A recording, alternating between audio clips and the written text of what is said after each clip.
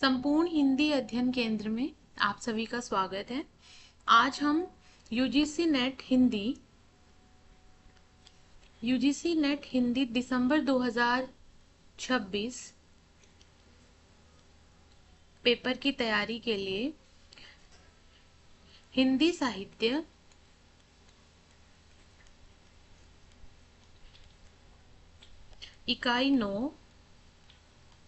इकाई 9 निबंध, जिसकी आज हम दूसरी क्लास कर रहे हैं। पहली क्लास अगर किसी को देखनी है तो उसका लिंक डिस्क्रिप्शन बॉक्स में आपको मिल जाएगा, वहां से आप पहली क्लास देख सकते हैं। आज हम बात करते हैं नाखून क्यों बढ़ते हैं निबंध की, जो कि आचार्य हजारी प्रसाद द्विवेदी का निबंध है। नाखून क्यों बढ़ते हैं हम आपके पाठ्यक्रम में लगा हुआ है, तो उसी को ध्यान में रखते हुए आज की क्लास हम करेंगे। नाखून क्यों बढ़ते हैं आचार्य हजारी प्रसाद द्विवेदी का निबंध है।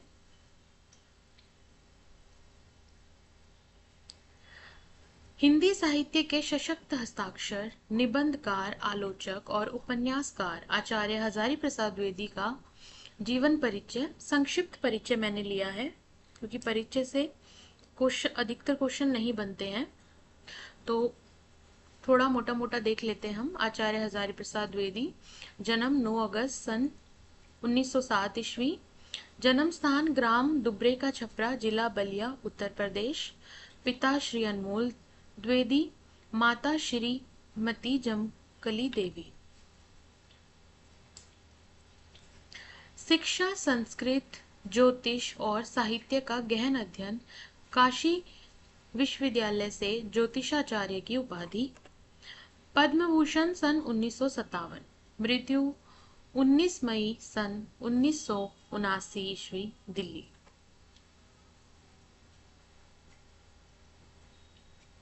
आचार्य हजारी प्रसाद द्विवेदी का जन्म 19 अगस्त 1907 को बलिया जिले के दुबे का छपरा नामक गांव में हुआ था।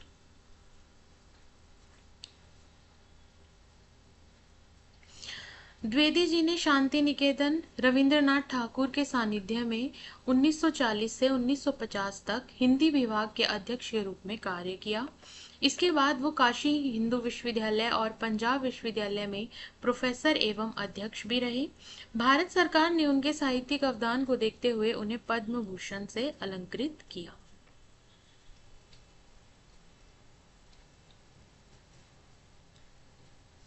उनकी प्रमुख रचनाएं: निबंध संग्रह अशोक के फूल, कुटज, कल्पलता, विचार वितर्क, आलोक पर। नाखून क्यों बढ़ते हैं कल्पलता निबंध संग्रह में है। उपन्यास बाण भट्ट की आत्मकथा, चारुचंद्र लेख, पुनर्रवा अनाम दास का पौधा।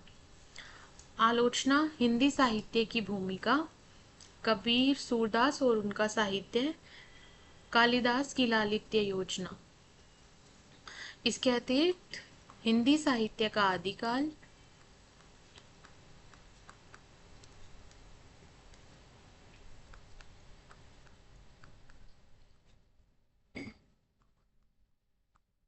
हिंदी साहित्य का उद्भव और विकास,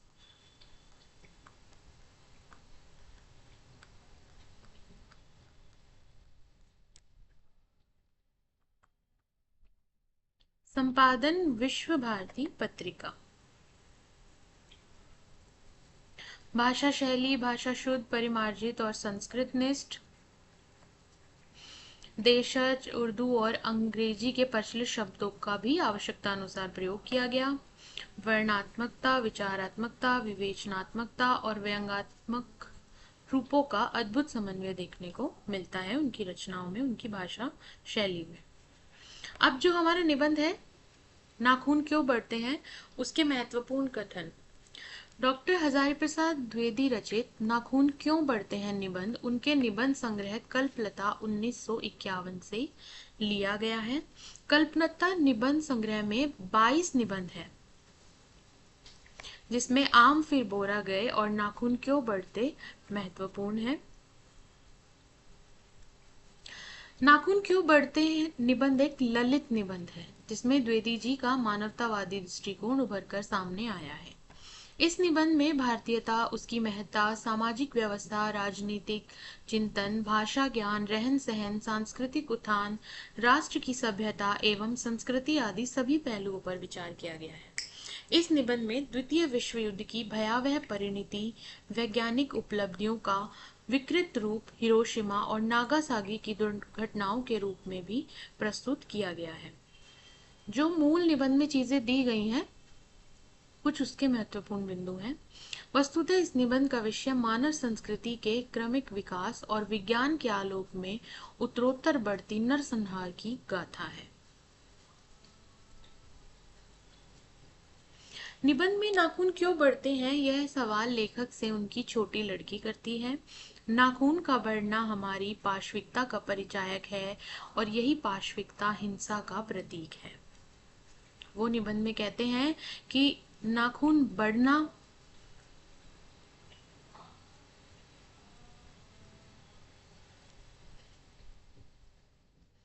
आज भी नाखूनों का लगातार बढ़ते रहना लाखों वर्ष पूर्व नाखूनों और दांतों पर निर्भर रहने वाले मनुष्य का घोतक है, जो इन्हीं नाखून दांतों से अपनी हिंसा को अंजाम देता था। पहले के मनुष्य की बात कर रहे हैं। जो पहले आदि मानव होते थे वो अपने नाखूनों से ही अपने हथियारों का काम लेते थे। निबंध में लेखक कहते हैं कि जिस तरह आज बच्चों को नाखून न काटने के लिए डांट पड़ती है, उसी तरह लाखों वर्ष पूर्व नाखून काटने या टूट जाने पर डांट पड़ती थी। हजारी प्रसाद द्विवेदी ने नाखून को निर्लज अपराधी और बेहया की संज्ञा दी है। वो इसलिए क्योंकि नाखून अपने आप बढ़ते रहते हैं, उनको काटेंगे आप वो फिर से बढ़ जाएंगे, इसीलिए उन्होंने द्विवेदी जी ने नाखून को निर्लज अपराधी और बेहया की संज्ञा दी है। निबंध में प्राणी विज्ञान के अनुसार नाखून बढ़ना मानव की सहज वृत्ति है और नाखून को काटना मनुष्यता की निशानी है। लेखक का विचार है कि बदलते परिवेश में मनुष्य अब नाखून नहीं चाहता, किंतु प्रकृति उसे जिलाए जा रही है। विधि जी कहना चाह रहे हैं कि नाखूनों की जरूरत नहीं है, लेकिन फिर भी नाखून बढ़ रहे हैं। लेखक नाखून के माध्यम से बताना चाहता है कि मनुष्य जितना विकास कर ले, लेकिन उसके भीतर की पशुता जब तक नहीं मरेगी तब तक वास्तविक मनुष्यता की स्थापना नहीं हो सकती। यही इस निबंध के मूल में है। इस निबंध का अब हम निबंध की ओर बढ़ते हैं। निबंध पूरा इस पीडीएफ में है, जहां जहां महत्वपूर्ण चीजें लगेंगी मैं आपको बता दूंगी। बाकी आप भी एक एक चीज को खुद से पढ़िएगा, खुद से देखिएगा कि कौन सी चीज का जिक्र या कौन सी घटना का जिक्र पहले किया गया है और कौन सी घटना का जिक्र बाद में किया गया है। बच्चे कभी कभी चक्कर में डाल देने वाले प्रश्न कर बैठते हैं। अल्पज्ञ पिता बड़ा दयनीय जीव होता है। मेरी छोटी लड़की ने जब उस दिन पूछ दिया कि आदमी के नाखून क्यों बढ़ते हैं, तो मैं कुछ सोच ही नहीं सका। हर तीसरे दिन नाखून बढ़ जाते हैं।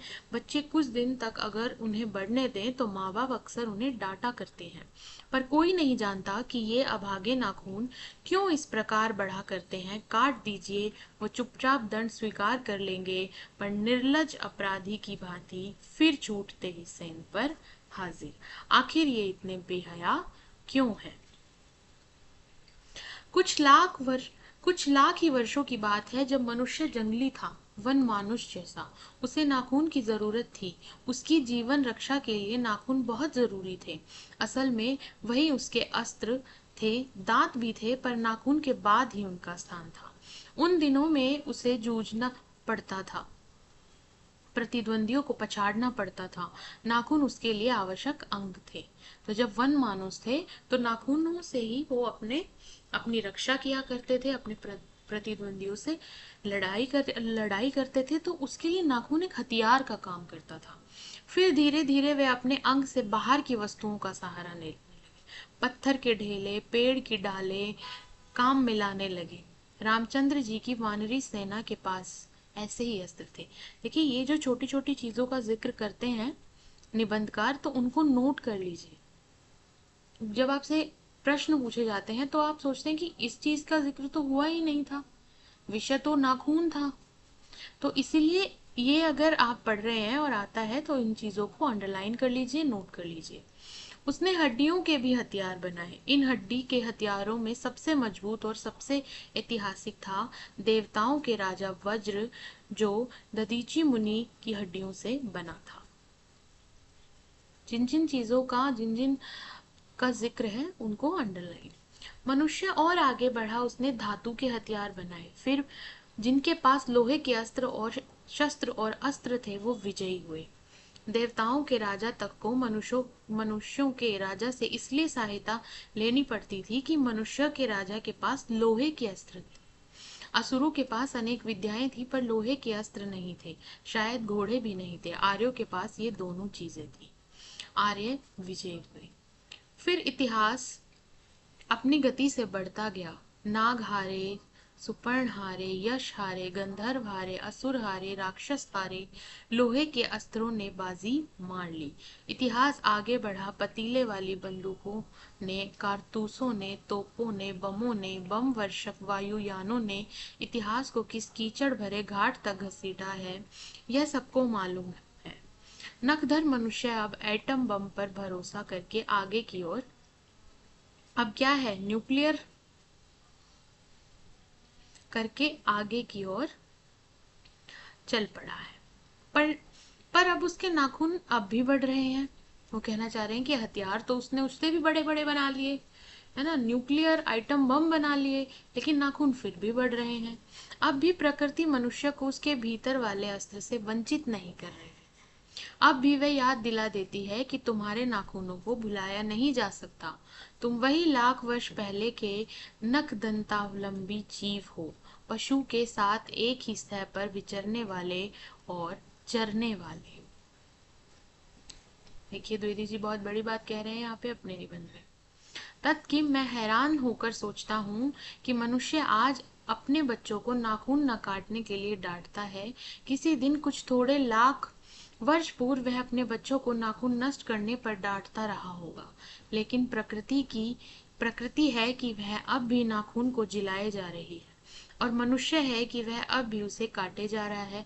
वे कमबख्त रोज बढ़ते हैं क्योंकि वे अंधे हैं, नहीं जानते कि मनुष्य को इससे कोटि गुना शक्तिशाली अस्त्र मिल चुका है, कि अब उनकी जरूरत मनुष्य को नहीं है, उसके पास बहुत शक्तिशाली हथियार हैं।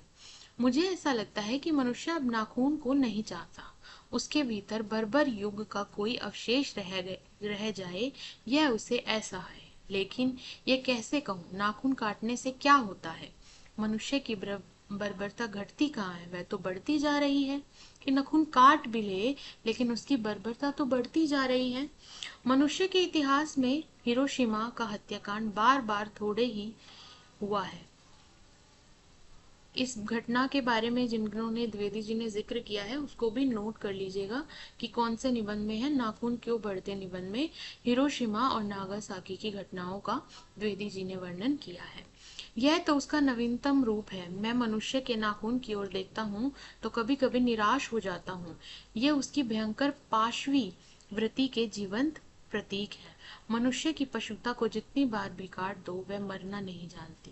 जैसे हमारे नखून बढ़ जाते हैं, जैसे ही मनुष्य के नखून बढ़ जाते हैं उसकी पशुता भी बढ़ती ही रहती है, चाहे वो उसे कितनी भी बार काट ले। कुछ हजार साल पहले मनुष्य ने नाखून को सुकुमार विनोदों के लिए उपयोग में लाना शुरू किया था। वात्स्यायन के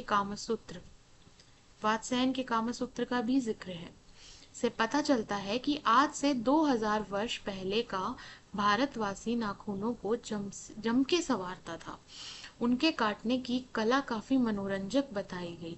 त्रिकोण, वर्तुलाकार, चंद्राकार, दंतुल आदि विविध आकृतियों के नाखून उन दिनों विलासी नागरिकों के न जाने किस काम आया करते थे। उनको सिक थक, मोम और अल तक आलता से यत्नपूर्वक रगड़कर लाल और चिकना बनाया जाता था।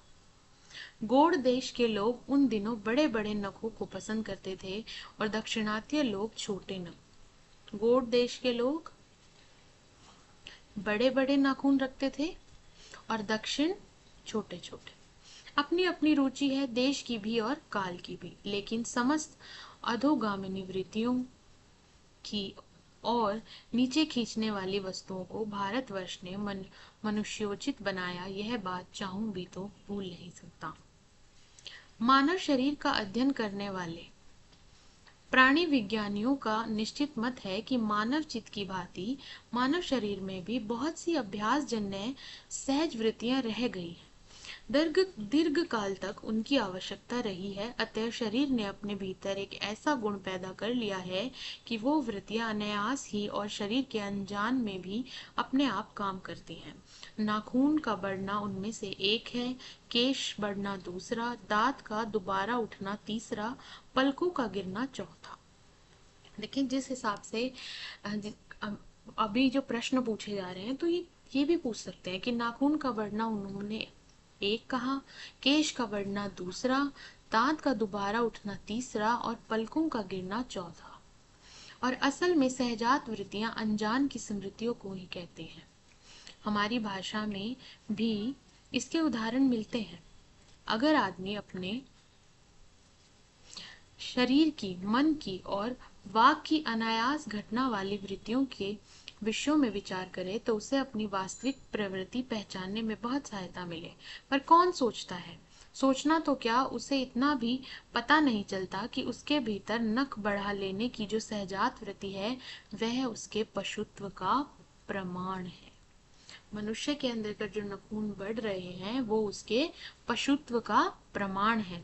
उन्हें काटने की जो प्रवृत्ति है वह उसकी मनुष्यता की निशानी है। यही सभी घटनाओं के माध्यम से, सभी उदाहरणों के माध्यम से द्विवेदी जी सिर्फ यही बात कहना चाहते हैं, वह उसके बार बार नखूनों के बढ़ने वह उसके पशुत्व का परिणाम है, और उसे काटने की जो प्रवृत्ति है वह मनुष्यता की निशानी है। और यद्यपि पशुत्व के लिए चिन्ह उसके भीतर रह गए हैं, पर वह पशुत्व को छोड़ चुका है। पशु बनकर वह आगे नहीं बढ़ सकता, उसे कोई और रास्ता खोजना चाहिए। अस्त्र बढ़ाने की प्रवृत्ति मनुष्यता की विरोधिनी है। वेदी जी कहना चाहते हैं कि जो अस्त्र, हथियार हम बढ़ाए जा रहे हैं, एक से एक हथियार ला रहे हैं, वो मनुष्यता की विरोधी है। मेरा मन पूछता है किस ओर मनुष्य किस ओर बढ़ रहा है, पशुता की ओर या मनुष्यता की ओर, अस्त्र बढ़ाने की या अस्त्र काटने की ओर। मेरी निर्बाध बालिका ने मानो मनुष्य जाति से ही प्रश्न किया हो, जानते हो नखून क्यों बढ़ते हैं? यह हमारी पशुता के अवशेष है। मैं भी पूछता हूँ, जानते हो ये अस्त्र शस्त्र क्यों बढ़ रहे हैं? ये हमारी पशुता की निशानी है।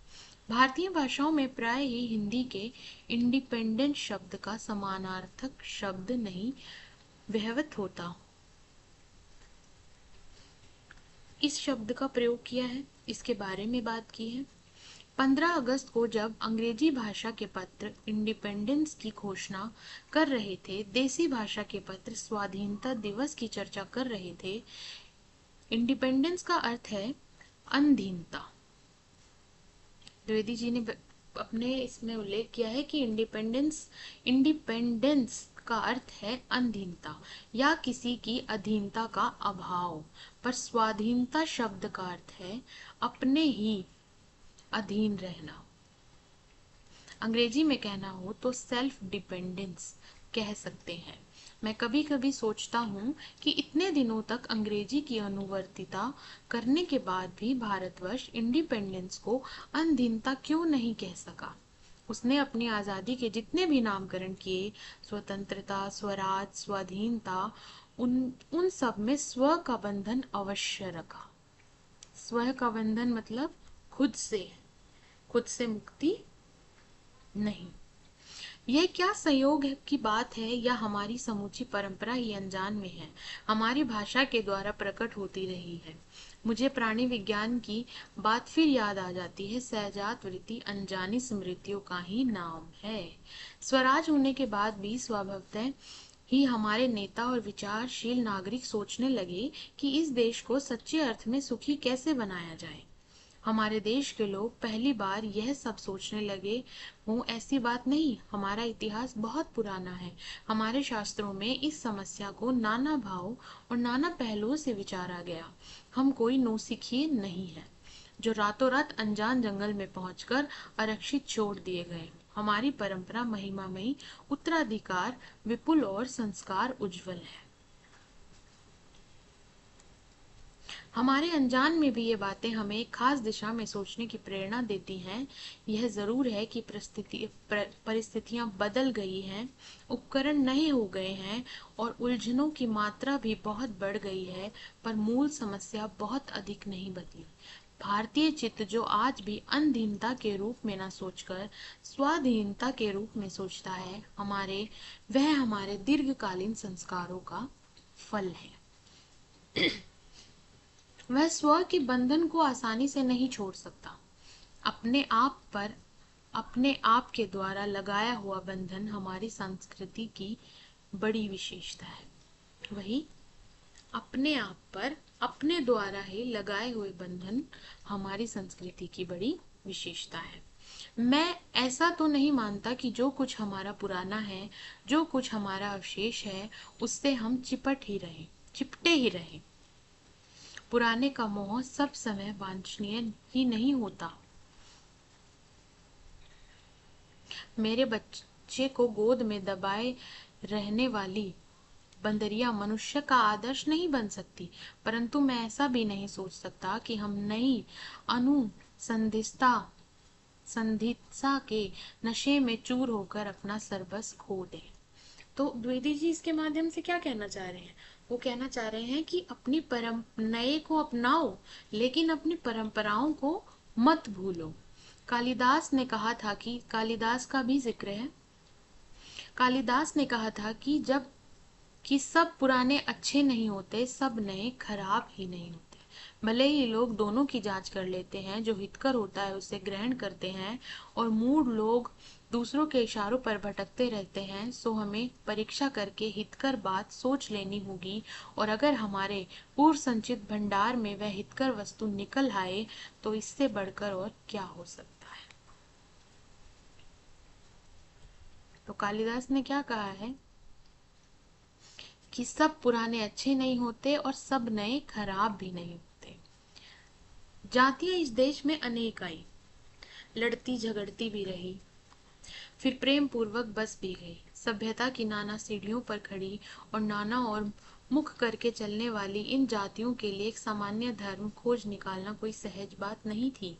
भारतवर्ष के ऋषियों ने अनेक प्रकार से इस समस्या को सुलझाने की कोशिश की, पर एक बात उन्होंने लक्ष्य की थी, समस्त वर्णों और समस्त जातियों का एक सामान्य आदर्श भी है, वह है अपने ही बंधनों से अपने को बांधना। ये सभी जातियों की समस्या बताई है द्विवेदी जी ने, अपने ही बंधनों से अपने को बांधना। मनुष्य पशु से किस बात में भिन्न है? आहार निद्रा आदि पशु सुलभ स्वभाव उसके ठीक वैसे ही हैं जैसे अन्य प्राणियों के, लेकिन वह फिर भी पशु से भिन्न है। उसमें संयम है, दूसरों के सुख दुख के प्रति संवेदना है, श्रद्धा है, तप है, त्याग है। यह मनुष्य के स्वयं के उद्भावित बंधन है। इसीलिए मनुष्य झगड़े टंटे को अपना आदर्श नहीं मानता। गुस्से में आकर चढ़ दौड़ाने वाले अविवेकी को बुरा समझता है और वचन, मन और शरीर से किए गए असत्याचरण को गलत आचरण मानता है। यह किसी भी जाति या वर्ण या समुदाय का धर्म नहीं है, यह मनुष्य मात्र का धर्म है। महाभारत में इसीलिए निर्वेवर भाव, सत्य और अक्रोध को सब वर्णों का सामान्य धर्म कहा है। ये सब चीजें भी नोट कर लीजिए, इंपॉर्टेंट चीजें हैं जिनका जिक्र निबंध में किया गया है। अन्यत्र इसमें निरंतर दानशीलता को भी गिनाया गया है। गौतम बुद्ध की बात हो रही है। ठीक ही कहा कि मनुष्य की मनुष्यता यही है कि वह सबके दुख सुख को सहानुभूति के साथ देखता है। यह आत्मनिर्मित बंधन ही मनुष्य को मनुष्य बनाता है। अहिंसा, सत्य और अक्रोध मूलक धर्म का मूल उत्स यही है। मुझे आश्चर्य होता है कि अनजान में भी हमारी भाषा में यह भाव कैसे रह गया, लेकिन मुझे नाखून के बढ़ने पर आश्चर्य हुआ था। अज्ञान सर्वत्र आदमी को पछाड़ता है और आदमी ही सदा उससे लोहा लेने को कमर कसे है। मनुष्य को सुख कैसे मिलेगा? बड़े बड़े नेता कहते हैं वस्तुओं की कमी है, मशीन मशीन बैठाओ और उत्पादन बढ़ाओ और धन वृद्धि करो और बाह्य उपकरणों की ताकत बढ़ाओ। एक बूढ़ा था, उसने कहा था बाहर नहीं भीतर की ओर देखो, हिंसा को मन से दूर करो, मिथ्या को हटाओ, क्रोध और द्वेष को दूर करो, लोक के लिए कष्ट सहो। ये भी इंपॉर्टेंट पंक्तियां हैं। आराम की बात मत सोचो, प्रेम की बात सोचो, आत्म पोषण की बात सोचो, काम करने की बात सोचो। उसने कहा प्रेम ही बड़ी चीज है क्योंकि वह हमारे भीतर है। उच्च श्रृंखलता पशु की प्रवृत्ति है। उच्च श्रृंखलता पशु की प्रवृत्ति है, स्वयं का बंधन मनुष्य का स्वभाव है। बूढ़े की बात अच्छी लगी या नहीं पता नहीं, उसे गोली मार दी गई। अब ये गोली मार दी किसकी बात कर रहे हैं? गांधी जी की। एक बूढ़ा था जिन्होंने क्या कहा? हिंसा को मन से दूर करो। आदमी के नाखून बढ़ने की प्रवृत्ति हावी हुई। मैं हैरान होकर सोचता हूँ बूढ़े ने कितनी गहराई में बैठकर मनुष्य की वास्तविक चरितार्थता का पता लगाया था। ऐसा कोई दिन आ सकता है जबकि मनुष्य के नाखूनों का बढ़ना बंद हो जाएगा। प्राणी शास्त्रियों का ऐसा अनुमान है कि मनुष्य का अनावश्यक अंग उसी प्रकार झड़ जाएगा जिस प्रकार उसकी पूंछ झड़ गई है। उस दिन मनुष्य की पशुता भी लुप्त हो जाएगी। शायद उस दिन वह मरणास्त्रों का प्रयोग भी बंद कर देगा। तब तक इस बात से छोटे बच्चों को परिचित करा देना वांछनीय जान पड़ता है कि नाखून का बढ़ना मनुष्य के भीतर पशुता की निशानी है और इसे नहीं बढ़ने देना मनुष्य की अपनी इच्छा है, अपना आदर्श है। बेहतर जीवन में रोकना मनुष्यत्व का तगाजा है। मनुष्य में जो घृणा है, जो अनायास है, बिना सिखाए आ जाती है, वह पशुत्व का कूतक है। और अपने को संयत रखना, दूसरे के मनोभावों का आदर करना मनुष्य का स्वधर्म है। बच्चे यह जाने तो अच्छा हो कि अभ्यास और तप से प्राप्त वस्तुएं मनुष्य की महिमा को सूचित करती है।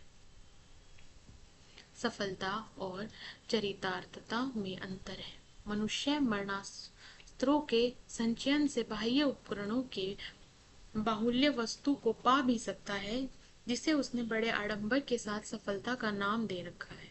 परंतु मनुष्य की चरितार्थता प्रेम में है, मैत्री में है, त्याग में है, अपने को सबके मंगल के लिए निशेष भाव से देने में है। नाखून का बढ़ना मनुष्य की उस अंध सहजात वृत्ति का परिणाम है जो उसके जीवन में सफलता ले आना चाहती है।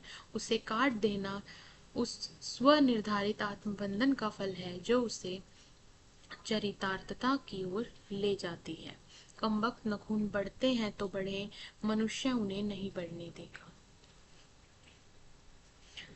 पूरा निबंध हम पढ़ चुके हैं। इम्पोर्टेंट चीजें जो थी वो मैंने मार्क कर दी थी, उनको आप नोट कर लीजिएगा।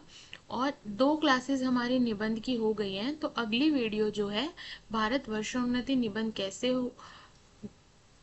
भारत वर्षोन्नति कैसे हो सकती है, भारतेंदु का निबंध और नाखून क्यों बढ़ते हैं निबंध के प्रश्नोत्तर से संबंधित अगली वीडियो आएगी। तो चैनल पर बने रहिए और जाने से पहले चैनल को लाइक, शेयर एंड सब्सक्राइब कर दीजिए।